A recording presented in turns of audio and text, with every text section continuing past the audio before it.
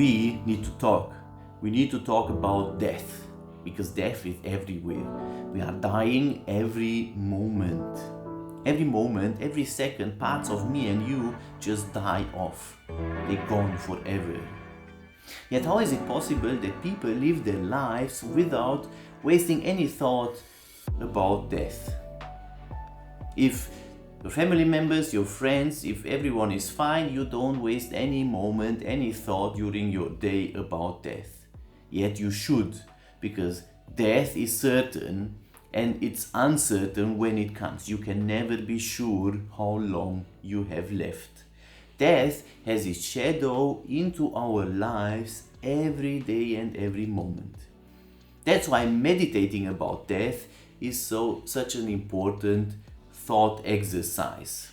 Usually we avoid it. Many people avoid this thought exercise, yet it's important. Because if it's intentional, if we die 1,000 deaths, because we think about it, we will live 1,000 lives. We will see life in a different perspective. We will be more mindful with our time, more thankful for the relationships we have, and more thankful for the things we own. We can talk about death from many different perspectives. Perhaps we will do that in future videos, depending if you find them interesting, if you survive the next videos and weeks. Just some humor. We need to learn to talk about death, and we do that also with humor. For now, we will do that with 3 videos. Number 1, my own experience with death. Number 2, the science of dying, what happens when we die, what's the process of dying. And number 3, a more philosophical and religious approach to the question of death. Welcome back to the channel. My name is Peter. As always, we want to learn something new, get motivated, and celebrate good news and positive outcomes. So let's dive into this video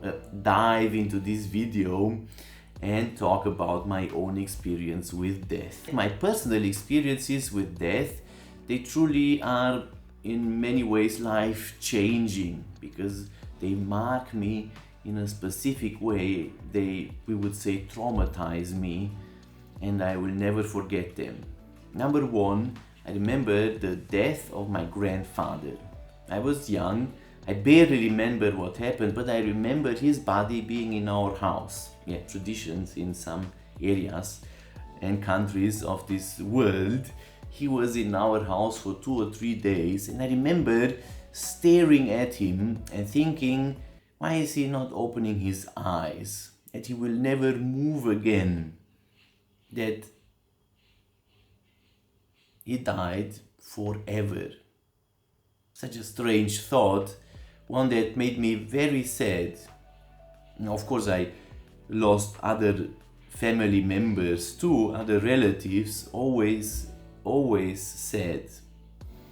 Then there is this other moment where I almost died myself. Now, I'm sure from a third-person perspective there might be many other moments when I almost died and I didn't realize it, but that time, I realized it, because it's a miracle that no one died in that car accident, the car accident.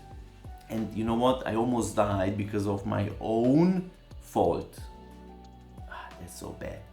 Too overworked, too tired, in a hurry at work. I almost died because of my own fault. Now, that might happen in future too.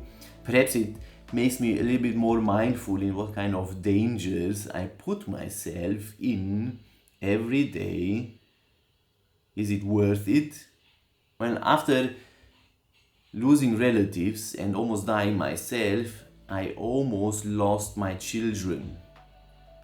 It was such a difficult experience, because at their birth I had to make a decision together with my wife between their certain death at birth and their probable death afterwards.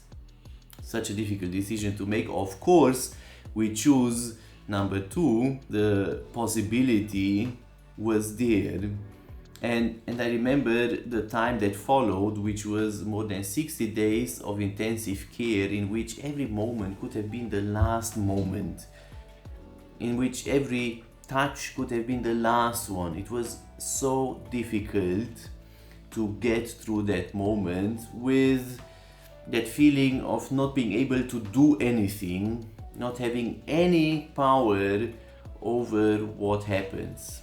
They survive, they are well, and now I know and I'm thankful every day that every day is another day, that we survived another day, that every day could be the last day. What do I learn from this? What you should learn from this? Death comes for sure, death comes for certainly for everyone, and death comes at an unexpected moment.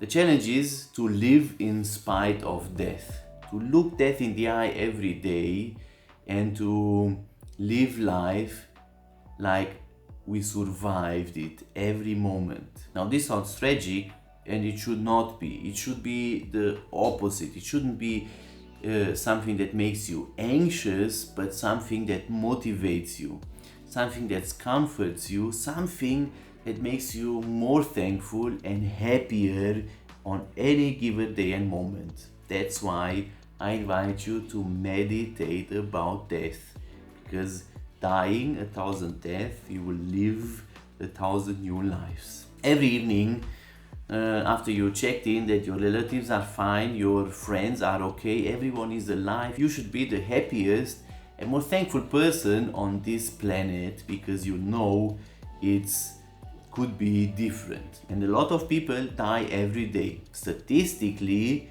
that's something we should remember, 163,898 people die every day. Every second, that's 1.9 people who die.